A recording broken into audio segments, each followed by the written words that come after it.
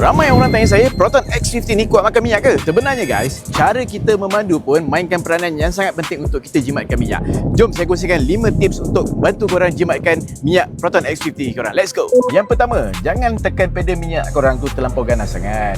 Tekan dengan smooth dan maintain korang punya momentum tu supaya tak menggunakan penggunaan minyak yang lebih. Kan dapat bantu jimatkan minyak kita korang. Yang kedua, pantau penggunaan range minyak korang. Bukan sekadar korang tengok baki minyak je. Korang kena pantau penggunaan range minyak korang dekat sini supaya korang tahu penggunaan minyak korang dari perjalanan ke perjalanan. Mudah untuk korang monitor dan tengok dekat mana penggunaan minyak yang berlebihan tu.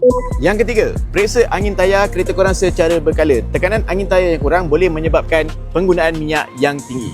Yang keempat, matikan enjin kereta korang jika tidak digunakan. Contoh macam korang lepak-lepak dalam kereta, main telefon, enjin masih buka and then aircon pun masih dihidupkan. Walaupun kereta tidak bergerak, korang kena ingat penggunaan minyak tu masih lagi berlaku. Ingat tu. Yang kelima, pemanduan di highway. Kalau dekat highway tu, korang tekan pedal minyak tu secara agresif, lepas tu korang tekan brake. Lepas tu sambung tekan pedal minyak tu secara agresif.